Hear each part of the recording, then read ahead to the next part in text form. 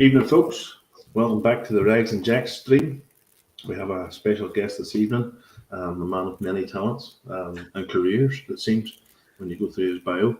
A man called Whisky Straight Al. If anybody wants to follow him on Twitter and YouTube, he reviews splendid whiskies. I can tell you all about them. I don't do whiskey anymore. Bad things happen. So, without further ado, Whisky Straight Al. We'll just call you Al. Aye, yep. Do well. So, you were talking about, you started off, was it the Met Police? Aye, well, before that, I was a journalist. You were a journalist? Yeah, I started off in a local paper called The Outlook, down there in Rathfriland in 1987 as a young 16-year-old. And I stayed there for 12 years. I think it was 12 years, which was about 11 and a half too long. But then I moved on to the Morning Observer, I think for 9 years, where I was deputy editor. And in between the timing of those, I also joined the local lifeboat crew in Kilkeel, where I was from. And I'd always wanted to join the police. And I was just fed up with local journalism because apart from the occasional story happening that was out of the blue, you were going to the same things at the same time every year, and it was a bit repetitive. And I just wanted a wee bit more excitement in my life, so I just filled in the application for the Met. Never been in London before, just passing through airports and stuff. And I thought, you know what? I wanted to do it when I was a teenager, never did. If I don't hurry up and do it. Well, so before we talk about the police side of your career, Al, I have to take you back. Like, I didn't know about the journalism stuff. You were 16 when you started. Yep.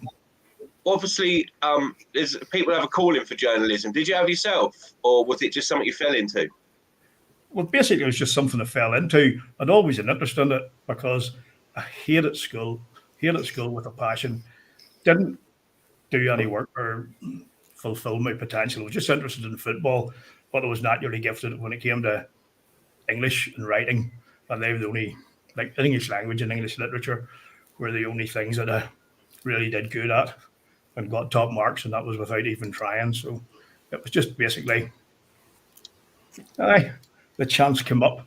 The guy. So what did you start doing? Did you start from the bottom? Were you like a runner to start with, and ended up writing pieces, or how did that journey progress?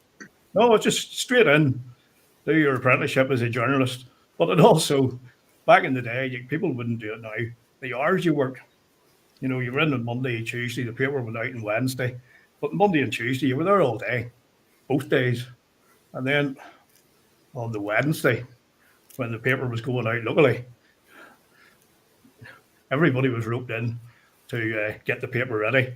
And the boss, Vera, she would know how many papers go in each local shop in the town. And it was mostly me. Big bundle of papers in your arm. Right, away you go. Rain, snow or blow. And you were carrying them up and down the street. So that. Right. So when we see like when people have done parodies of like a local paper in like sitcoms and stuff like that, how close to the bone are they with the sort of the tedious sort of small town stories they've got to cover, and that you know what I mean, like village journalism? Yeah, it's pretty close because you sort of get well known, and a lot of the stories, you're not just a photographer, not just a journalist. You become a paper delivery boy. Then after a while, they throw you a camera, and then you're a photographer too, and you're just expected to muck in and do a bit of everything. And it's, it's not doing what some of the bigger journalists do. You get out, somebody's had an early lamb, hey, take a photograph, and the back end of the on, and things like that, and first school days and school plays and stuff. Obviously, there were more exciting things, but you were out and about, and of course, that was the days before the internet and mobile phones. So It's Okay, so can you recall maybe one of the sort of more amusing sort of local life stories you may have covered back in the day? oh no, there's a But I know what you're saying, like someone ringing up and going, "Oh, we've had a lamb born a week early. Do you want to come and cover it for the?" yeah, and you've no option. You just have to go and do it, or somebody rings up and they've seen the first spring swallow or something. Yeah. But let me see, is there a funny one? Oh, I can't even think off the top of my head because there was quite a lot of funny stuff, where you're. Well, you were based in. Did you say was it Kill you were working out I of? must know where I'm from, but the outlook was in Rathfriland, so we had a Rathfriland, which isn't far, is it? They're all kind of interconnected. And here, if you think the people of Kilkeel are Tran, whoa, Rathfriland's a whole different ball game too.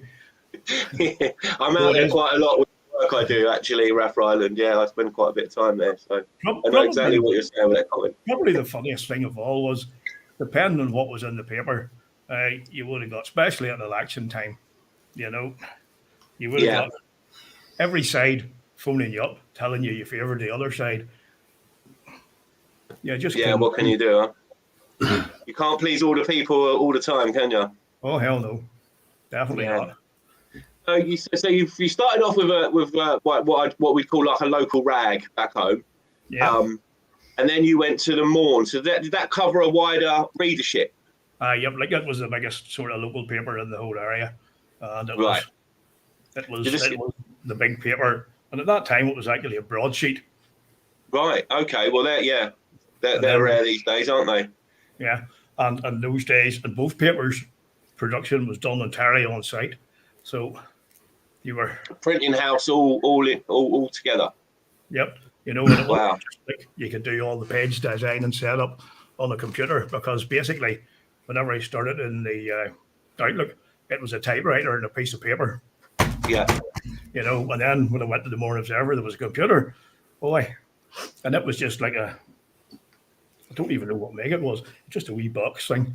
And they had to make everything up on plates, and when they were doing all their cutting out of things and sticking it on the page, and then all the big printing presses were down the back, and it was just a whole procedure. And then whenever they were done, it's quite fascinating how technology's changed the way newspapers are. Everything to do with them, really, isn't it? The copy, the print, and editorializing and everything. Yeah, it's. The town I grew up in had the Korean Chronicle, and when we were kids, you could actually go around the back of the Chronicle, and you could actually see them putting in the tape, and the big machines going, and the paper going. I don't know. Mm-hmm. You've still got the Korean Chronicle, but I think that building's long gone. Actually, the Morning Observer building's gone now, and it's all it was an icon of a place. At the roundabout there, we head out to Castle Welland or Dundrum, and now it's gone. It's all housing, and they have a wee place up the main street, and very seldom now you'll see many people in it because it's all remote working. Yeah, I'm sure if the big tabloids could somehow work out how to outsource the printing of their papers and still get them in on time, they would have done it by now.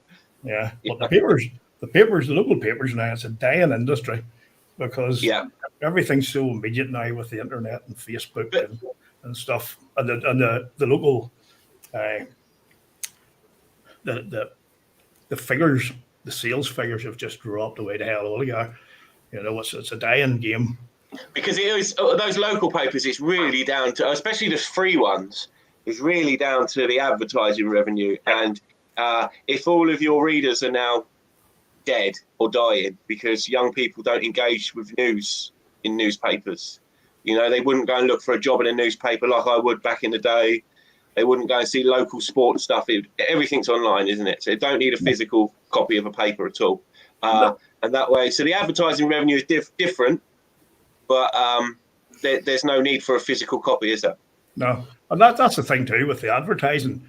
I told it we normally have an old boys get together from the Morning Observer every Christmas, and just before, I was talking to one of the local businessmen, and he's like saying, I don't even advertise anymore because I can just do it on my own Facebook page. Facebook page, yeah.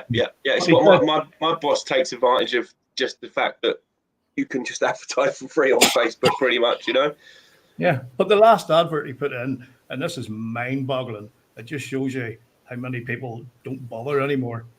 He put an advert in saying £50 off with every purchase. And he had it done, and it was in the paper before some of the staff said to him, you do realise somebody could come in and want something for £25 and get to you, and they don't have to pay for it. And he said, oh, bollocks, yeah. Loopholes, right? Yeah. Not one person come into the shop. Well, it reminds me of a story I got told recently, actually. There was a somewhere out, I can't remember exactly where it was now. It was, I think it was on the Armagh Road somewhere, one of the big houses. They put a cement mixer out on the road, right? And they put, it was free to a good home kind of thing, right? And for 2 weeks, nobody touched it. And he changed the sign to £50 and it was gone the next time. Someone had just lifted it because they thought it had value. Because it's, it said free. I thought it was. No one was interested. How the mind works, it's crazy. It really is. It definitely is. Okay, right. So we've gone from your what was the Ralph Ryland paper called again? Just for reference. The Outlook. Then you were at the Morn Observer, did you say? Yep. That's right. Right, and that's when you decided you fed up with that career. Oh, no, actually, before we go on to Fleet back, the Lifeboats. So, I got to ask, just what? Obviously, it's a very noble role. Not so much now if you're working off the Kent coast. Right. We can come on to that. Going out and saving lives of local fishermen and yachtsmen and sailors and stuff like that. It's very noble. It's a dangerous role. What made you want to do that, Al? Well, I'd always been interested in it. I remember in P6 doing basically we were all given a role to write at something and do a big report on it, and I chose the RNLI, and it was in around the time of the Penlee disaster. And then basically... What was that? What was that disaster? That was the Penlee lifeboat was called out one night to a ship in distress, and basically it all went wrong when the lifeboat was wrecked and everybody died. Right, which can happen at sea. We know, no mercy. Okay, carry on. And basically it was the local boss of the lifeboat had called at the house and said, we go out and do rescues and stuff when there's not really any publicity in the paper. Would you like to become the press officer for the lifeboat? And I says, so, and that meant obviously I had to spread it out to all the papers. But then it was like, if I'm going to be down there when doing that, it might as well be useful. So I started then as a launcher, help get the boat ready when the crew were getting ready. I have a question for you, Al. Were you there when Joey Dunlop sang? Where? Remember Joey Dunlop wanted to take a fishing boat across the Isle of TT because it was too tight to pay for the ferry? Don't recall that at all. Don't recall that at all. The bikes all ended up in the bottom.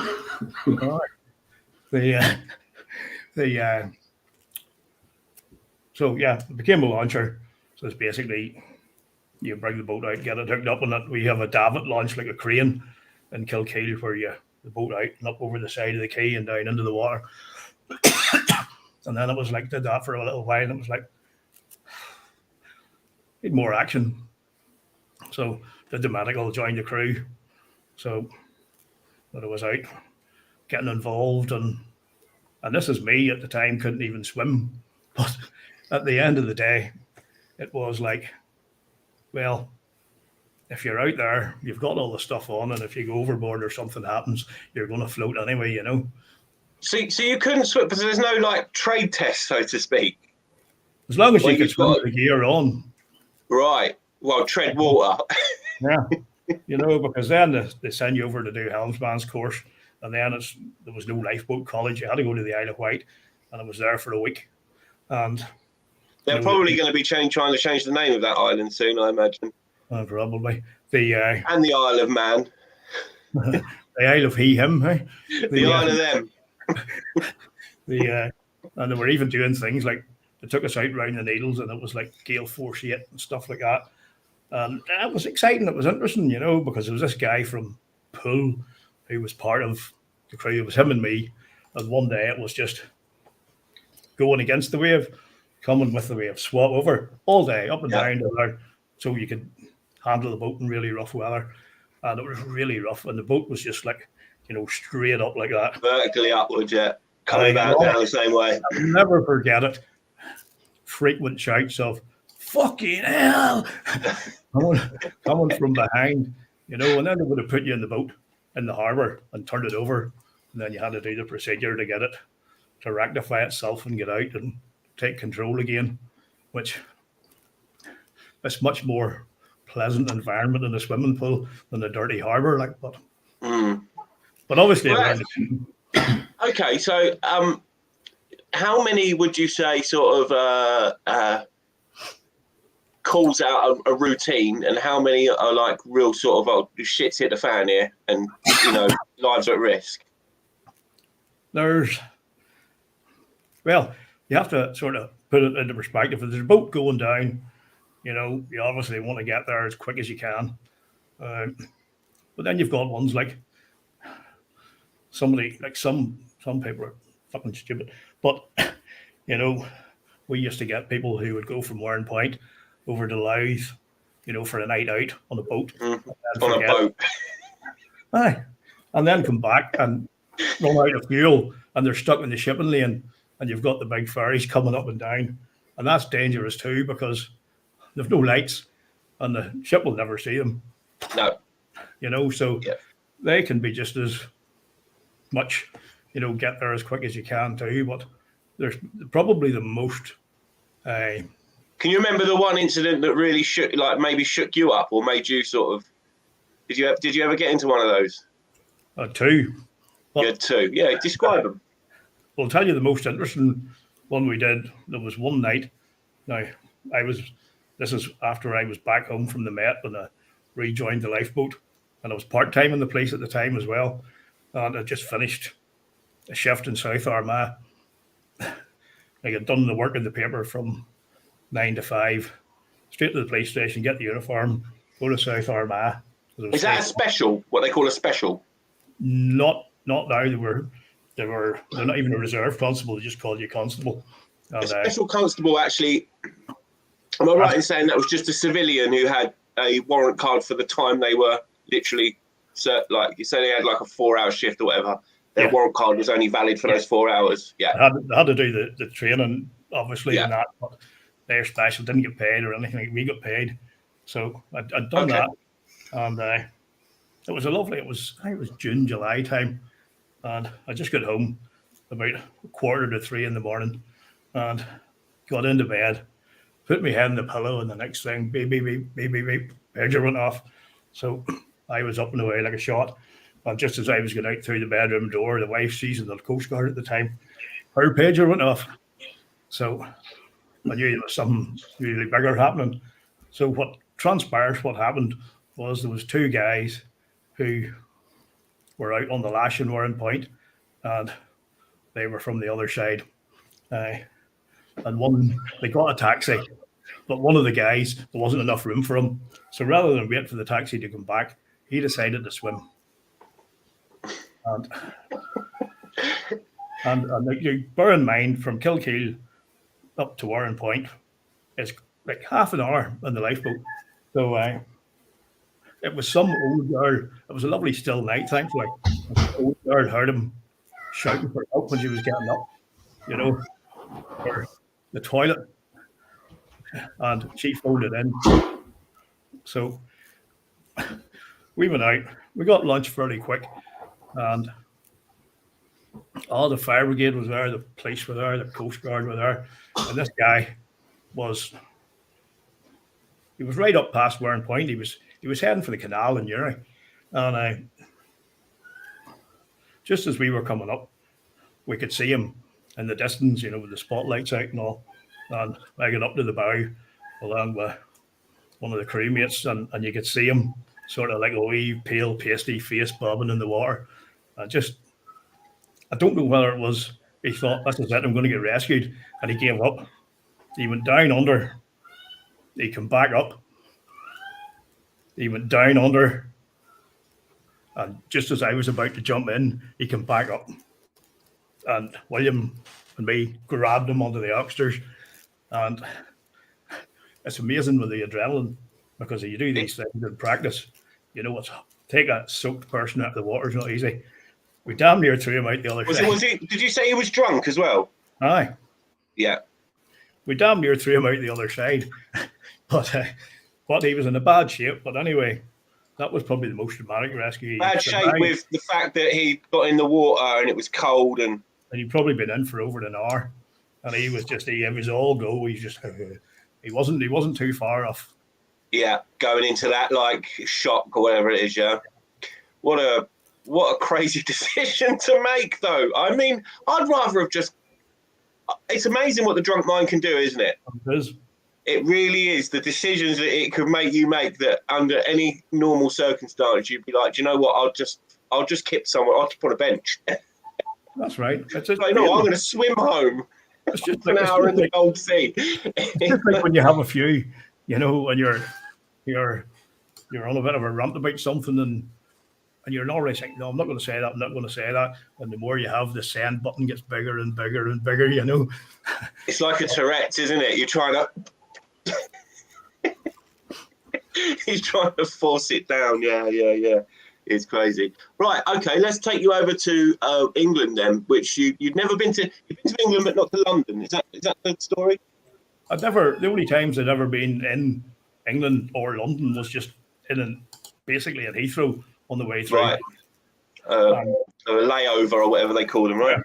So it was a bit of what do we call it? A Hail Mary. So what are you at this age, Al? Do you make this decision? Fuck me. What year was that? 2003. Made the decision in 2002 when I was 32. Well, 31, coming 32. Right, which isn't a spring chicken in the way of most people kind of go through police college and stuff like that, right? So it's quite a big decision to make, right? Oh, it is, especially applying to work for the largest force in the country. Yeah, in a capital city, which is going to be more of a crime hotspot than anywhere else. So when I look back at it, I think it must have been bloody mad, because I didn't know anybody there. I just wanted to change. And the thing about it is, I knew it was going to be tough. Didn't realize it was going to be as tough as it was. But when looking back, you leave your job and you go and you do this. If you don't pass, if you fail 2 exams, you're out. And then you have to go job hunting again. So it was a hell of a learning curve, because you say I didn't study at school. But right. Studying we had to do was they do expect a level of academia. Oh, yeah. Well, they did. Let's get that straight, right? Because times have changed, haven't we? And we can maybe talk about that. The standards for policing now. So, what year would this have been, Al? If you don't mind me asking. Pardon? What was that? What year would this have been, if you don't mind me asking? 2003 when I started. 2003 when you started. Okay. So, talk us through the application process, just briefly, and then the exams and physical exams that you the standards that were applied to you at the time.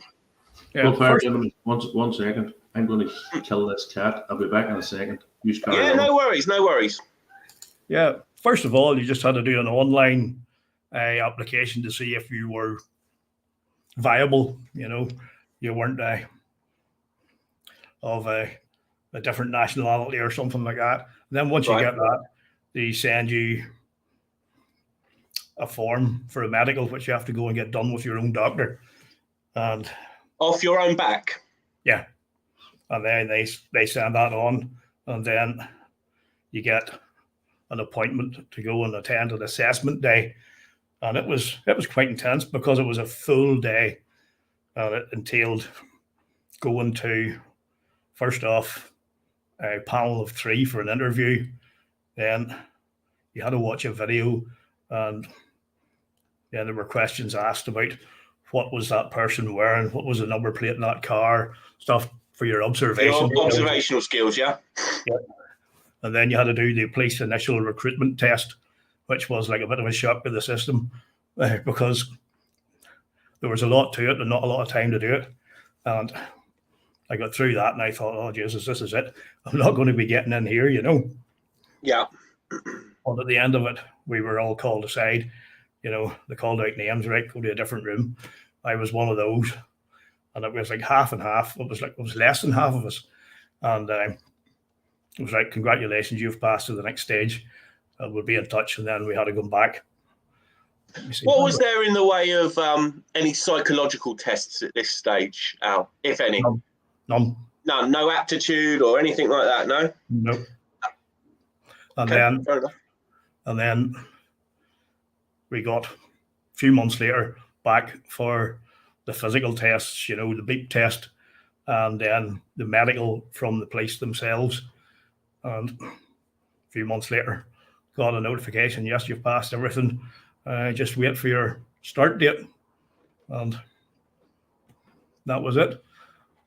And it was a hell of a shock once I got there.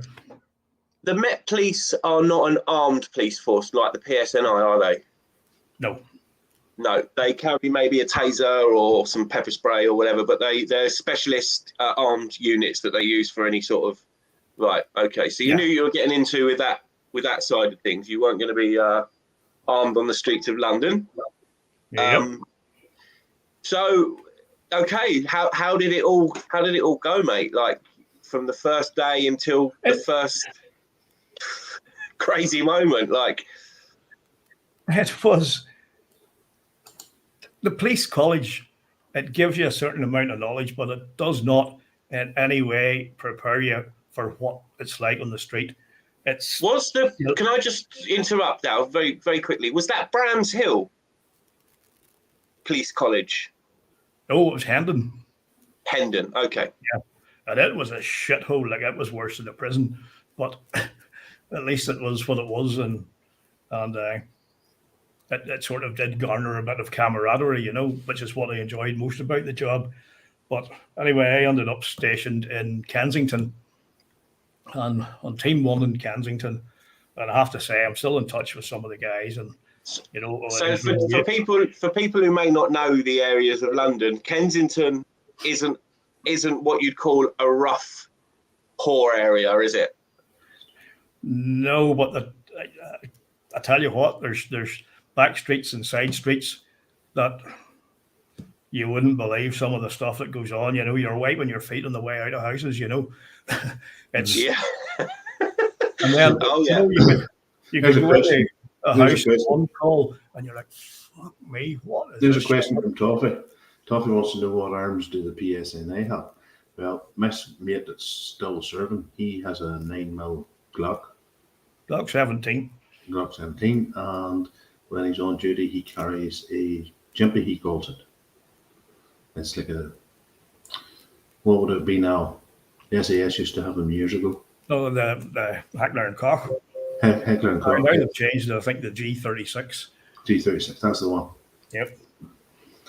But no fucking about with them boys. And then you could get a call to another house, and it's like, holy shit, you know, cinema rooms, swimming pools, lifts, maids, butlers. You know, like I got told off for sitting on a settee once at a bloody domestic because the cushion had cost a couple of grand, you know. But it's when I first went on the tools when I was about 20.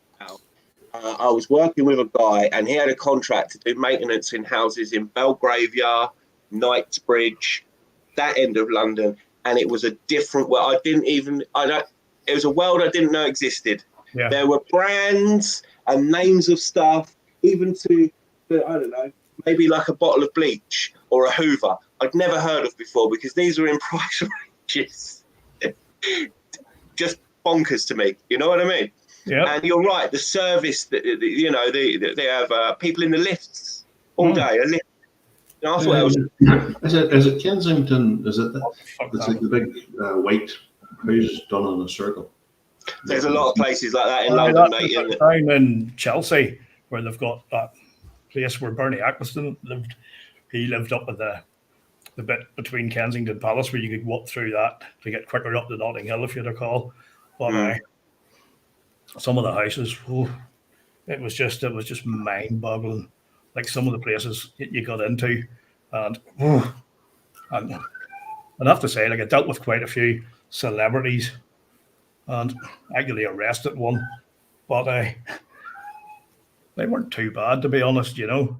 They did tend to mingle about in that area, and some of them, well, they got up So to. even though it was in, say, a more affluent area of London, so to speak, was every level of crime still being committed? Oh yeah, it was just some days it was just mental. It was just go go go go go. You were just running from one call to the other, and that's what I loved about it, because there was a bit of action. The amount of times you got assaulted was something fierce. Headbutted, spat on, kicked, punched. But now they have the hood. My mate, he says they arrested a boy in the city one night, and he started kicking and spitting and this and that, and they have the hood. They pull over the top of him and pull it tight so he can't spit on you. Oh, the spit hoods. Yeah, Spit hoods they put on people. Yeah. Sheep down. He says they're trying to recruit Garda down south from direct provision centres. Not joking. We didn't have them at the time, but they could have been handy. But then again, what it's like. Well, they're human rights and all this. What about our rights of not being infected with something? Well, I've heard horror stories, Al. Absolute horror stories with blood being spat on people and being thrown at people and human waste, feces. Oh yeah. I've had that too. When you're throwing somebody into a cell and they're lapping the boy out and starting to piss, and then you've just got the door shut in time and you see it coming running under the door. Some of the things that people get up to. I saw a guy one night in a call chewing razor blades. Like, you never seen a cut with like blood coming out of the mouth. And, chewing razor blades.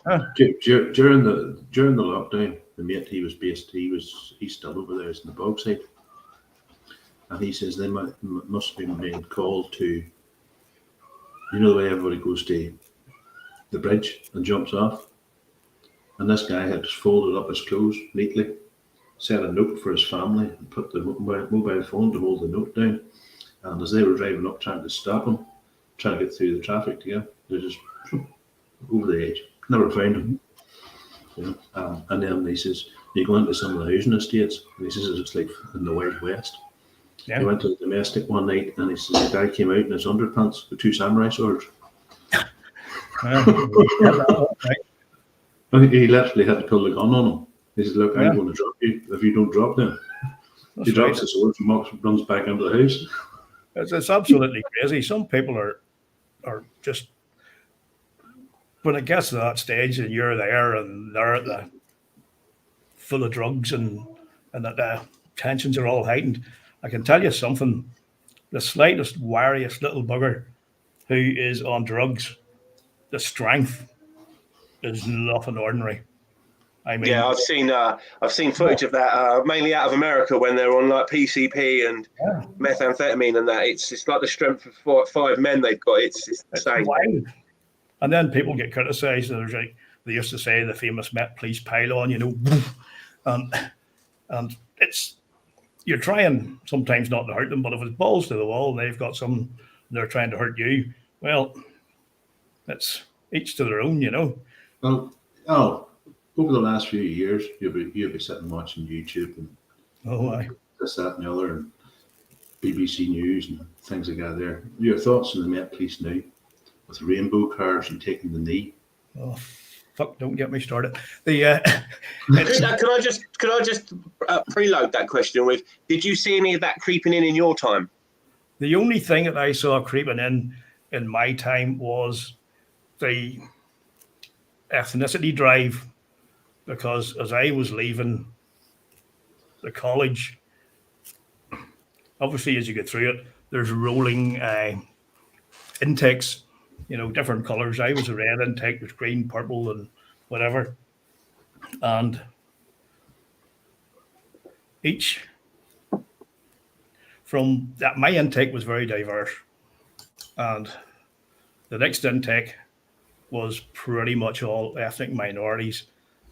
And then the next intake was pretty much all female ethnic minorities.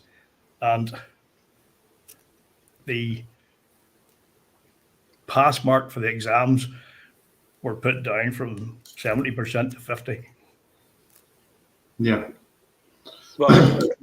And the physicals have changed, I believe, to accommodate more larger people and women, especially the strength tests. Oh yeah, it's all you have to do now is tick the right box, Right. And it's just, and the way it's going, policing should be, well, they police with consent, but police should be non-political. They'll have to do their job and not pander to all these ideologies. And well, it's one of the institutes where you want meritocracy, you want the cream to rise to the absolute top. Yep. You want the strongest, the bravest, the quickest, the most intelligent people that are willing to do that job for the money that they're offered. But there's Paz. Paz was Army. He was over here in Ballykelly. And then when he returned home, he went into the prison service. And then after so many years in the prison service, he decided, I'll become a policeman. Because you would think somebody like that would be really good at it. Because they've had training in their firearms and this, that, and the other. And he knows how to deal with criminals, being a prison officer. And he didn't fit their diversity quota. Yep. Didn't get it. So they're letting good men go. Yeah. The problem too is, especially now, back in the day, like I remember when I arrested this celebrity, and it was a justifiable arrest. I didn't know who he was at the time, but he is pretty famous. And now, obviously, you can't tell us who he is, but can you tell us what the crime was? Domestic assault. Interesting. I thought it was a nailed-on drug arrest, but well, probably if you'd done a bit more hoping. But it was the last night shift, and the day after, it was all over the papers. Him and the wife outside the house with the arms around each other, claiming the police made it all up. And I was like, and I was off for 5 days then, and I was like, oh shit, this is going to be fun, So whenever I get back into work, going through the emails, a letter from the chief superintendent, the area commander, please come see me. That was all was on it. But I was like, fuck me, this is going to be good. And so I sauntered off to see him, and he's like, I've looked over everything. You did everything exactly right. I've got your back. Don't worry about it. Whereas now it would be, you arrested him. You gave us bad press. This is the problem with the police. Who was the commissioner? Who was the commissioner at the time you were serving? Oh, God damn. Who was it?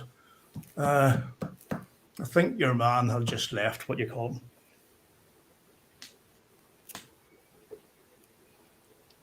Oh, fuck now. There's a good question. I can't remember. Your man, Joe, what do you call him? What year were you in, Al? 2003 to 2006. It was, your man had just left, or he was part of it, and then he left in the middle of it. Oh. Who have we got here? So, when did Cressida Dick go in? Because she was the one who really She screwed the whole picture. So you would have had John Stevens. John Stevens, okay. And then who came after him? He wasn't well liked, whoever he was. You had Ian Blair. Yes, Ian Blair, because he had served at Notting Hill at one stage, and I served a bit of time there as well. And most people who knew him, I would have referred to him as that bastard Blair, You know what? Just weirdly, right? I was just looking through the list there. It goes back to the 1800s. They're all sirs. Mm. There's no commoner. And the one Dane there is obviously the one who really let things slide with diversity and inclusion and, really sort of it's subversive agendas that aren't beneficial to the great British taxpayer who should be being protected and served by the police. The problem is this is why they're getting so many people in that aren't part of the job. It used to be when you joined it, it wasn't a job, it was a career, it was a calling, it was a job for life. A calling, and it would be generational. Yeah. It would be great granddads to dads to the sons, the line of the family, a bit like military, I guess, isn't it? Yeah. And that's why they called it the job, And like there's a high, I think there's 30 to 40% now just of young ones who join. They can't stick it, they're just leaving because they're getting abused from the top. Nobody's got their back. The workload is horrendous because of all the cuts, and they get the abuse on the street as well.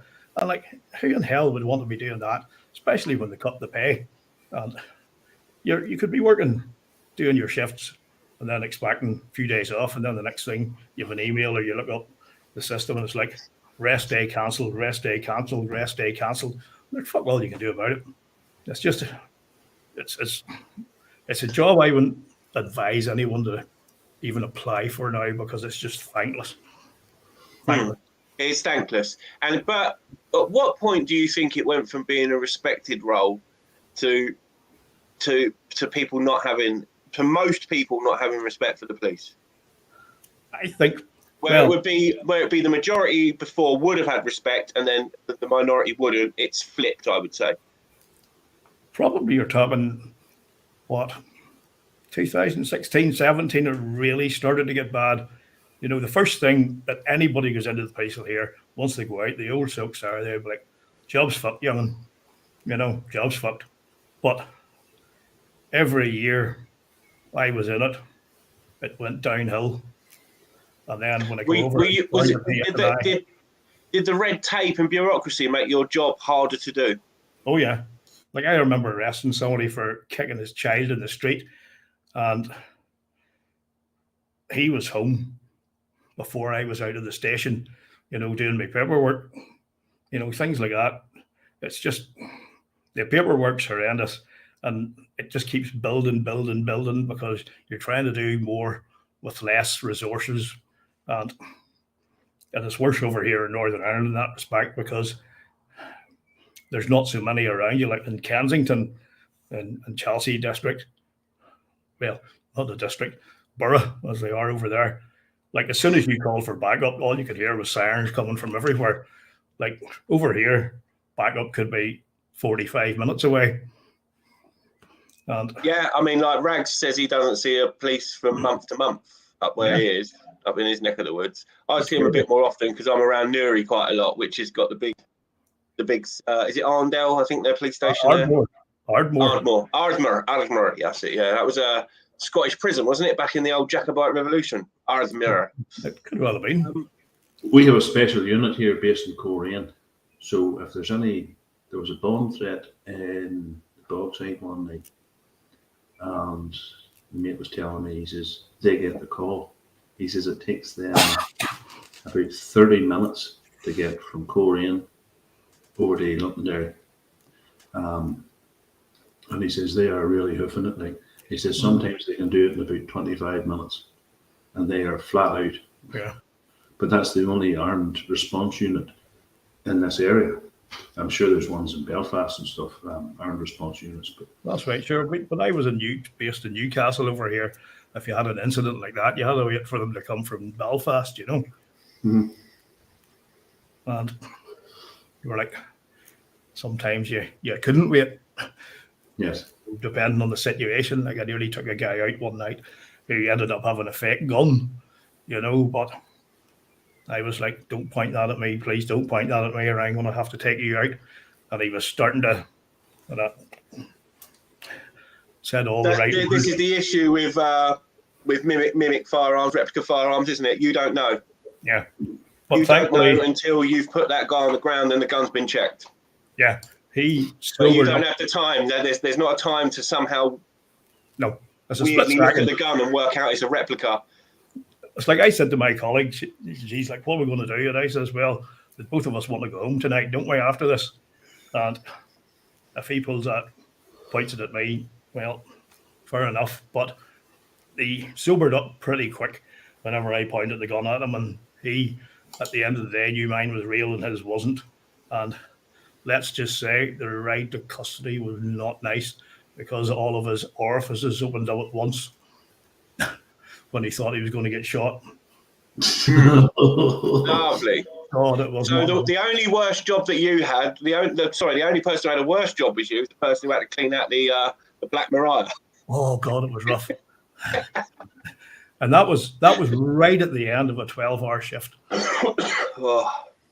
So right at the end of a 12-hour shift, you get that action. Your shift doesn't end because the 12 hours are up. Now you've got to go through due process.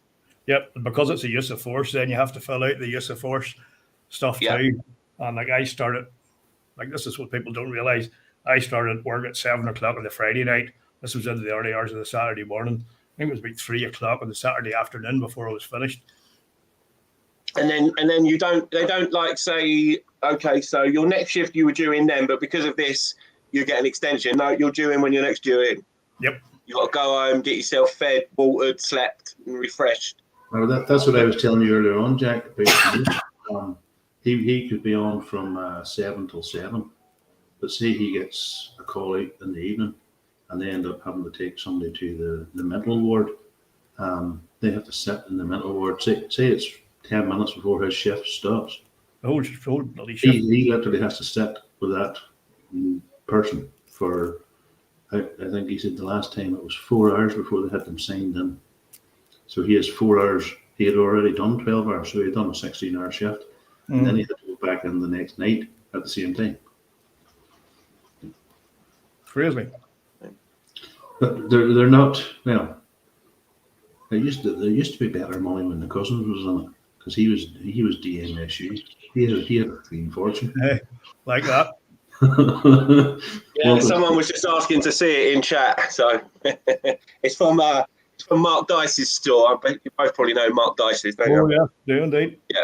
Yeah, one of the ones who has never ever changed what he said about things.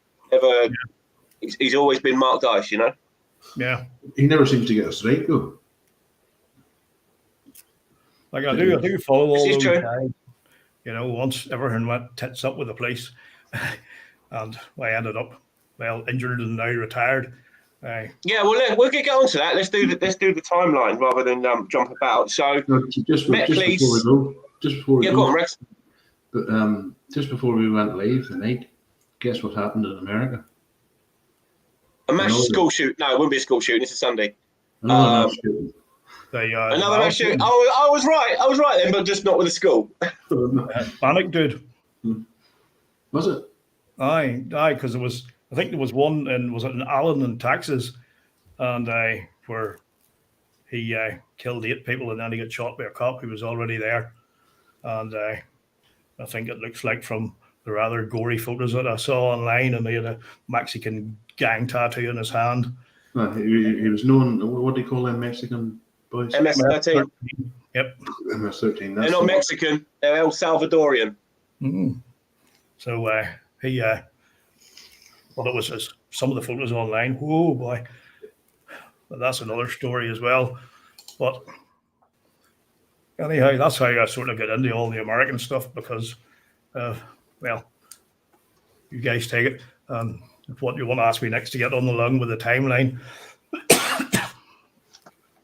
Yeah, it's mad. Okay, so we've gone from your Met Police, right? So what made you leave the Met Police? Yeah, hold fire. But there's Dan W. in the. Served 10 years in the forces, applied for the police, passed assessments, failed the interview with no reason given.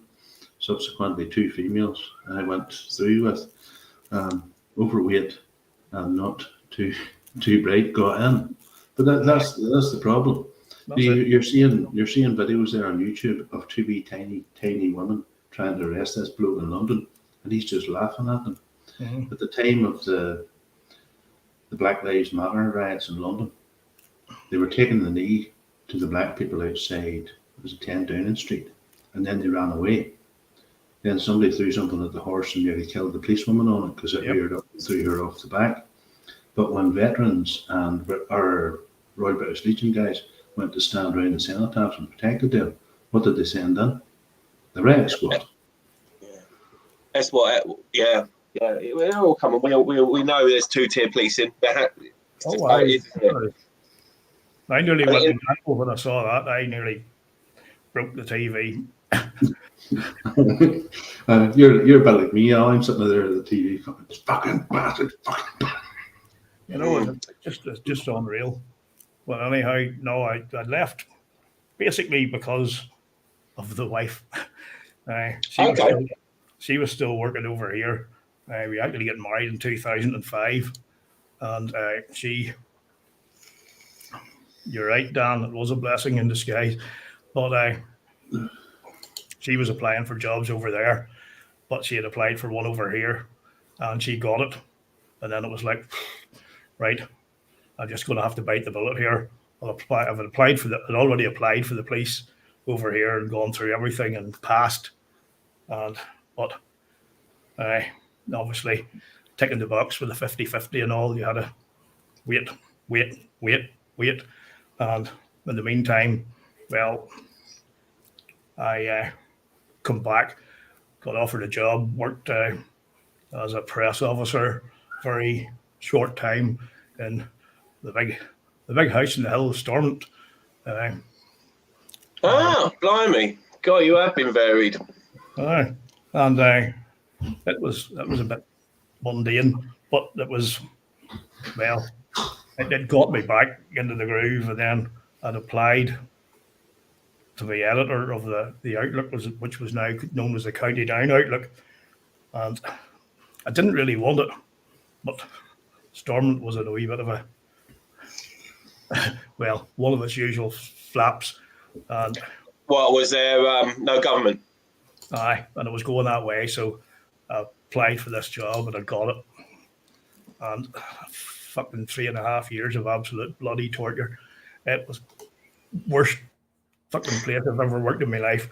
Boss was a bloody demon, but even though I was boss of the paper, I was part of a group. But that's what I was going to say when we were talking about the local newspapers. They used to be independent, didn't they? But they've been bought up by the media groups now, haven't they? So yeah. A big corporation will own all of the gazettes from around. It's so then of course you've got agenda-driven stuff being pushed through local newspapers, then, haven't you? That's right. And then they were applying. The one that I saw an advert for police officer part-time, as they call it. And I thought, I'll go for that. So I got into that. So at that one stage, when I come back for those 3.5 years before I got the notification that it was in full time, like it took about 4 years nearly from the passing all the assessments before they got down the line to say, right, McVeigh, you can go in. But I was part-time in the police. I was the full-time editor of the local paper, and I was in the Lifeboat crew as well. So it was pretty full on. Wow. That's amazing. So basically, you like to be kept busy. I'm assuming you don't like to be sort of sat on your hands. No, I like to be out and about doing things and just getting in the thick of the action. Yeah. It's just, I think it's just in my DNA. I just didn't like reporting about the things. I like to be in the middle of it. At the cold face, at the cutting edge, and be dangerous at times, but it's just the way I am. Okay, brilliant. So, when you were you forced to retire through injury? Yes. Okay, you want to take us through that? It was 8 years ago this month. It's a time, if you remember, the Irish Open Seniors Golf was to be played at the Royal County Down in Newcastle, and that's where I was stationed and on response. And it was a late shift, Sunday night going into Monday morning, and we were due to finish at midnight, but me being the lucky bugger I was, we picked up a racially aggravated GBH in Castlewellan, So, it's mad that places like that have racially aggravated stuff going on, isn't it? It was like the guy. Castle Welland. If people don't know, Castle Welland is what, a 2-pub town? Is it? It's not massive, is it? Not massive. I think they've got a few more pubs now, but yeah. Well, of course we are in Ireland, yeah. But you get what I mean. It doesn't take long to pass through Castle Welland, does it? No. Oh, no. Not especially when they're throwing stuff at you. But so once that racial element comes into it, plus the fact it's a GBH, it's not just your normal assault. It's pretty bad. You have to sit down and do all the paperwork, and then the night crews come in. So once we do the paperwork, then you have to do a handover. You have to brief them and tell them, right, this is who the suspects are. Go out and try to arrest them. But because the Gulf Open was happening that week and actually starting the next day, the town was just buzzing. And we're sitting in the front office of the station, and all of a sudden there's an emergency activation on the radio with a female officer screaming for help. She's pressed the emergency button, and that's at one of the local pubs. So the night crew and us, you just abandon everything for something like that. It's just out. And we were in an unmarked armoured car, and the night crew were in a marked soft skin. And we were going at quite a rate of knots. I wasn't the driver, but, well, there was a certain manoeuvre done, and we ended up crashing at like 80 mile an hour. And well, needless to say, we didn't get to the call, but there were other guys anyway, and that ended up with me, couldn't feel my right leg, and yanked off to the Ulster Hospital full of morphine and whatnot. And long story short, I ended up with fractures in the spine, and I had to have, the spinal fusion and decompression surgery. So we've got the titanium rods right down at the bottom of the spine that's holding the bottom of the spine and the pelvis together. So that Snap. This is why I'm in a wheelchair. Oh. Yeah. It was quite sore, but it wasn't done on the night. And this is what pisses me off, because it shows you where you are in the overall scheme of things. Could they have saved you from pain and suffering from doing the operation as and when, rather than... And that's what pissed you off. They should have made that decision. Because they did the x-ray, and at this stage, I think the wife had turned up, and I was talking shite because it was full of morphine, She would say I talk shite all the time anyway. But being morphine drunk is, I remember trying to stroke the nurse's face. Seeing colours and stuff. Yeah, so then CT scan, and they're like, something not right here. Right, you're for the Royal Victoria Hospital MRI scan. You probably need surgery. And that night, the Ulster Hospital A&E was like a police convention. It was wild. And then one of my mates, he's come in, he says, Jesus, mate, he says, I've just seen them wheeling Peter Robinson in there. Excuse me. The night he had the heart attack. And the crew to guard me at the Royal had already arrived. And then... Why would you need a guard? Because the Royal Victoria Hospital is right there near the Falls Road. So the Falls Road? Yeah. And this is in 2000 and when? Sorry? 2015. So not a lot of change then? No. Right. If you go to the Royal, you need a guard. And it's bonkers. It's bonkers, isn't it? It is. And even if you have to go just to A&E with somebody else, you need a local crew there to overlook so it. There's people who, well, it's not a full-time job, but part of their rota and their duties will be to guard members of the force who are needing hospital treatment? Yeah. Wow. So usually you get an armed guard if there's like a criminal, right? Or high profile, but just your average serving police officer. Madness. And that's still to this day, I assume, right? It's only 8 years later, isn't it? Oh, it's still the same. It's wow.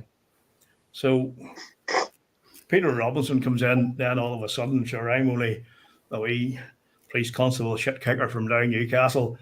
They give me a couple of big pink pills and said, "Here you go, way home." And I was in absolute bloody agony. And have you ever suffered a pain like it? No, that was fucking brutal. Right. So it was. And then I was off work, obviously, for 10 months. And the nerve pain, good God, it was driving me mental. Is that when you get hot and cold, tingles, and all different sensations, right? Jesus, it was just damn near unbearable. Well, he ended up, the police actually did pay for the MRI scan then privately. That was nice of them. So, and then when they saw the MRI scan, it was like, oh, fuck, there's no wonder you're in such a mess.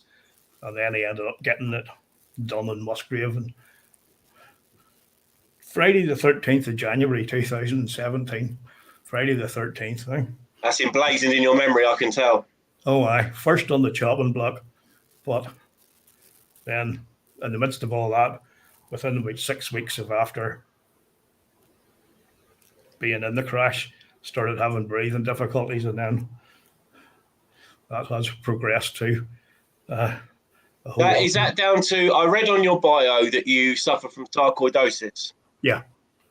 Now, that is a autoimmune disease? They used to think it doesn't totally fit the criteria. What they say now is it's a dysfunction of the immune system. It's basically, it tricks your body into thinking. It normally manifests in the lungs, but it can be in any organ whatsoever, and multi-systemic. But it's basically your immune system is geared, to sit there, and whenever there's an infection or something, they identify the infection, send out the wee white blood cells, the wee soldiers out. Yeah. Infection down. But what sarcoidosis does is it's like everybody's invisible, and the immune system's like, what the hell's going on here? We can't find anything, but there's something wrong, so we'll just kill everything. So it basically tries to kill you from the inside out. So it just attacks. And because it puts the immune system into overdrive, they start feeding you with steroids and other crappy drugs that slows down your immune system, so it's not so tries active. To suppress it slightly. Yeah. And then you're open to all manner of infections and whatnot. So it is now, well, I got sort of steadied out for about the last 6-7 years, and then in the last year it's just taken a big nosedive, and it's got to the stage, and I have 3 pulmonary function tests there in the last year, and each has been worse. And I think it was February when I was down with the consultant the last time, and he's like, this is not good, and he's going to change the medication. And I had a PET scan as well, where they put the radioactive stuff in to see what the inflammation's like. And he's like, after talking about the medication, he just leaned forward and he said, we're going to have to talk about the lung transplant. And I'm like, fuck me, is it that bad? And he says, aye. So they're now terming the progression of it because of the scarring on the lungs as chronic progressive. So is it the scar tissue, and that's taking up the space where your air should be going? Yeah, basically. So you've got less of a lung capacity down to the scar tissue, right? Because the way I am perceiving it is that your white blood cells, your T cells, your good guys are attacking anything, even if there's not a problem there. And of course, that's okay. Oh, yeah. Wow. So is this hereditary, or does this just come on? Is this just one of those things? There's no known cause for it. But I do know from having been in support groups and done a lot of study for it now, is that a lot of people who get it, it's after a trauma. It can be lying in your body dormant, and then something triggers it. Some people get the version of it where some people go for a random X-ray and they say you've got sarcoidosis, but it's not active, so they're okay, and it never does become active. How would they tell they've got it if it's not active? Because it can show up on X-rays and stuff, and then some people get it where it flares up every couple of years and knocks them for about 4 or 5 months, and then goes dormant again and comes back. But, well, obviously I like doing things right. I'm the unfortunate one that got the chronic progressive form, and it's now... Well, in for a penny, in for a pound, right, Al? So it's basically, now they're telling me, well, it's still chronic pulmonary sarcoidosis, but they're now terming what I've got as chronic progressive pulmonary fibrosis, and I'm now under the interstitial lung disease nurses as well in the Ulster, and on the. So, how do you personally see this playing out? Do you think you would ultimately going to need a transplant at some point? Aye, because I know I can feel it myself. It's getting worse, and yes, I do need a couple of outer wind bags, to keep me ticking over for a wee while yet. And they put me on. And how do you feel about that, Al? To be honest, I'm a wee bit apprehensive, but at the same time, I would rather know than not know, so I can sort of get my head around it all. And I have to say, the nurses and the Ulster, when you're in that sort of wee group that needs that, they're very supportive, and like they're there at the end of the phone for you anytime you want, or an email, and it's a good support system. And then I've got a lot of people in the sarcoidosis community of good support, and then a lot of local people as well. So it's again, these are like like everyone, like we all know why Facebook is bad and things like that. But then for people in your position. And my daughter has an issue as well, where it's very rare, and there's only a very small handful of people that can really talk about how it is. You can find these communities on these places, and I know Facebook is probably overall a force for bad, but it does have its good sides to it, where you know what I mean. That's right, because when I was diagnosed with sarcoidosis, I was like, you probably like, what? What's that? What the hell is that? But now it's progressed. Like I ended up getting medically retired in 2019, and well, I mean, some people would probably milk that, would probably try to get themselves medically retired, but it sounds like you really had no choice. You had to accept it. Alex, I couldn't even stick a full day because they put me on, like, even with a spinal injury, that was it, me done for being a frontline police officer anymore. And when you're no good to them, they don't want you anyway. So, yeah, you've got another couple of fat, wonky-eyed lesbians that can replace you, Al. Oh, aye, yeah, that's right. And it's basically, I started requiring the oxygen in 2019, and that. And how often would you need that? I mean, were you ever a smoker? I'm sat here smoking away. Were you ever a smoker? Have you done anything to be a sort of sociable one? When I was out having a few, or nothing like you'd be like, oh, I smoke 2 packs a day or anything. No, nothing like that. The occasional cigar with a nice single malt. Back in the day, but I started off and I was having like 2 of the normal cylinders you see like every 6 weeks. It wasn't too bad, and I was on 2 liters of ambulatory oxygen per minute, and then it went to 4, 6, now between 6 and 8, and I was going through, like, at the minute, you'd hardly believe this, I'm on sort of roughly 16 of the cylinders a week, plus of a 45 litre liquid oxygen set up round the back of the house, and these wee flasks Yes, Yeah. I've seen Which them. you- which you can fill up. And basically, it turns every litre into 864 litres of gaseous suction. So, on average, every week now, because it's getting so bad, like I can't even, if I get up and go to the kitchen, I have to put it on. And Right. I'm going Now- through about 40,000 litres of oxygen a week. We're not going to get to any current affairs or something, so you're going to have to come back on real soon, Al, right? Oh, I no bother there. Stuff like that, because this is really interesting. What finding out about this. So you're very reliant on a supply chain that works. Yeah, definitely. Were you ever worried about not being able to get stuff like that during the when we had that 3-year hiatus of being normal? No, not really, because it's cool. Like the BOC are brilliant. You know, you just phone them up and then the stuff's delivered the next day. And now because they've got the big tank, So you deal directly with it's British Oxygen Company, is that right? that's right. Deal direct. You deal directly with them, and they're not just oxygen; they do propane, butane, they do them all, right? So, and you deal directly with them. What just jumped off your wall, Al? Cat, that's Cat? Tiger.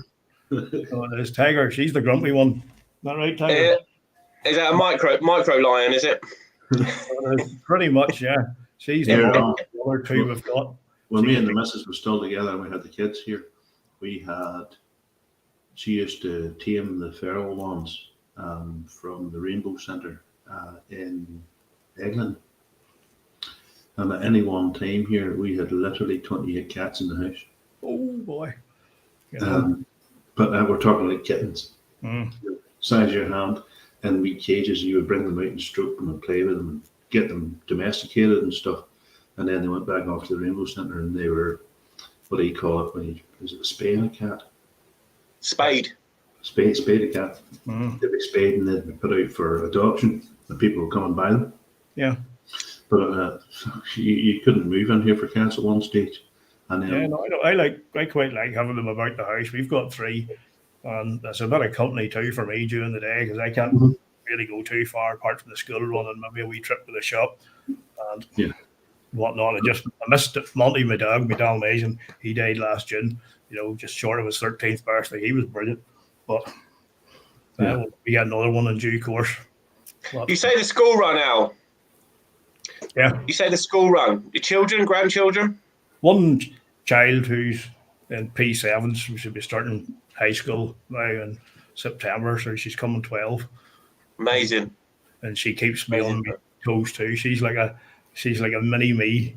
And, I bet she keeps your fight going inside, right? oh God, aye, definitely. Yeah. But she's good and does look after me and run about and do things for me and whatnot. But at the same time, she'll be one to wind me up like something fierce, like as I do with her, you know, because I like the banter but putting it up right, we haven't maybe gone on to some of the subjects that we were going to cover, but remember with some of the things that are going on in the schools, and she knows my view on things. Just let's say she's been well brought up. Yeah. It can make all the difference. Parenting makes all the difference. If you're actually involved rather than just letting TikTok bring your kid up, you know? Yeah, she did say to me one day on the way home from school, "Don't worry, Daddy. When I start dating, it will be a boy." That's a nice bit of reassurance, though, isn't it? You know, that's it, because you know she sees me sometimes, like, and I can see the wife sort of looking at me. Something comes up on the TV, and I get going, and Natalie's like, "Don't," and Aaron's like, "Mommy, I've already heard it before." That's brilliant, man. That's brilliant. well, mine is all. Yeah, go on. Have you got anything you want to finish on, Ragz? No, I just like to thank Al for coming on. I would like to get him on again. I know. I'm we get you on in a month or so time, and we'll do a current affairs thing, and we talk about your in your bio it says you're anti-woke, anti-PC, and all that. So big style. Yes, so I'd like to see your journey of whether you were always based or life just changed your mind, like you know. No, I was always based, but even more so now. Yeah. When I had the time after being injured to sit and go through everything and see the way the shit show was going. And because I suppose when your mind is occupied with lifeboats, newspapers, police, family, all of that noise doesn't really matter, does it? And I've seen firsthand, from behind the scenes, and also from working in police headquarters, not everything is as it seems. No. And my eyes really got opened in the last few years. But I know some people have said to me, I would, like Ragz there, I would get quite involved with some of the woke PC people and give them a piece of my mind. And I would say, like, well, hell, you wouldn't get me doing that. Oh, if you had to depend on it for your job and whatnot, you would be doing it. Like, you don't fucking know me.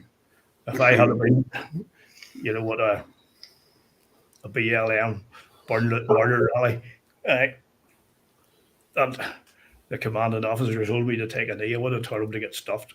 Not fucking. It probably would have been a slightly more fruitier language than that. Like, well, I wouldn't do it. I've got principles, I've got integrity, and I've got morals, and there's boundaries, and I will not go over them. You've got red lines that actually will be observed, rather than just putting a red line in place, letting it be squashed all over, and then going, "Oh, now the red line's here." Damn right. No, It was like the whole Ukraine issue. They had a big day for Ukraine down in the school. Mm-hmm. They wanted the people to come in dressed in the Ukraine colours. And I says to the wife, if you send her to school in the Ukraine colours, I'm going to go down and take her out. So she's like, well, I know. I'm going to go down in nothing but my Russian budgie smugglers. Take her out. Yes, let's support an American proxy war. That's right. I says, like, most people don't know anything about it. No. And you know what? Most Americans still couldn't point out Ukraine on the map either. So right. Why says I'm not letting her be a part of that? Hell no. And if you send her in the college, she can go to school. But if you put her in them colours, I'd be watching as you're heading out. And if she's got them colours on, but then again, she knows the score. I've her well drilled in that. She says, I don't want to go dressed like that anyway, Daddy. Good girl. Al, thank you so much for coming on tonight, mate. And I hope you have a good start of the summer, coming into the summer now. The weather's been lovely the last few days here in County Down. That's right. It helps the breathing as well. See the cold. Yeah, I bet it does. So when it's damp, is it more difficult when it's damp? Damp and windy. Damp and windy, yeah. Cold air. I mean, even my chest gets a bit tight when it's cold. So, folks, if you want to sub to Al's thing, the link is in the description. I have pinned it at the top of the description to this video, this stream. So if you want to go along, I appreciate that. We'll talk about what you do on your channel next time, Al. Yeah. Oh yeah, I'm actually going to record a review. Al has more subs than me, so yeah. So Al, just very, very briefly, Al is a whiskey reviewer, big fan of whiskey enjoyer, as you might see from the background. And do you specialise in hunting down sort of like single malts from like real distant Scottish islands and things? What's your Well, I like to do whiskey, whether it's like your bog standard bottom shelf pour, could be Scotch, a blend, Irish, Taiwanese, bourbon, anywhere, just whiskey from all over the world. Whatever. So where is it? Just quickly, got a couple minutes left. Is it Japan that imports like some ridiculous amount of Scottish whiskey every year? Yeah. Yeah. They're big into their Scotch whiskey, aren't they? There's a state in America that imports one of the biggest importers of Bushmills. Mm-hmm. I can't remember the name of the state though. I'd done the tour a couple of times, and they were saying that the packaging department in Bushmills Distillery. Yeah. And then it goes out with a Canadian licensing label on it to get around their laws. That's right. And then there's one for America. And they have all these different labels. It's the same stuff in the same bottles. That's right. Yeah. Like you abide by the laws of each country. The loopholes you have to dance around, isn't it? It's ridiculous. Yeah, no, I just like to get my hands on whatever I can. I've got to the stage now where some of the distilleries send me stuff out to get tastings with them. Some of my subscribers would send me stuff out as well, with samples and whatnot. And Lovely. That's brilliant. A little couple of whiskey whiskey-based clubs. community, right? And I have to say, they've been very good too with the whole lung transplant thing as well. They're very. That's amazing. You very, sound like you've got a good support network around you, Al, and that's you. What more can you ask for if you're in a situation like yourself? Right, and it is good alternative. It is good alternative medicine as well. Yes, it cures everything except for me. I can drink vodka and other spirits, but see, as soon as I start drinking whiskey, everybody starts leaving. No, it's going to go off. It'll fucking explode. Don't go near him. Oh, what? That's funny. Just a quick question there. Have you got Dungurney Rare? Dungurney Rare. Dungoyne. Dungurney. It's on the screen now. No. There you go. There's one to hunt down, Al. Daniel, I'll have to look that one up. Yeah, I'm sure Sheepdog knows what he's talking about. Oh, aye, there's a lot of people. Thank you very much, everyone. I'm cutting it slightly short this evening because I have to go and watch my Formula One, and it's I don't want to miss the start because that's obviously the best part of any race. I'm now at the point where I can't see now, which means my blood sugars are bouncing. So you need to go and take some medication. Al, thank you so much for coming on, mate. Obviously, I'll stay in touch with you on Twitter and share the good memes. And yes. We'll have you back on. We'll have you back on in June, July sometime. All right, mate? No problem. Look forward to it. All right, mate. Yeah, brilliant. You take care, mate. It's lovely chatting to you. Appreciate it.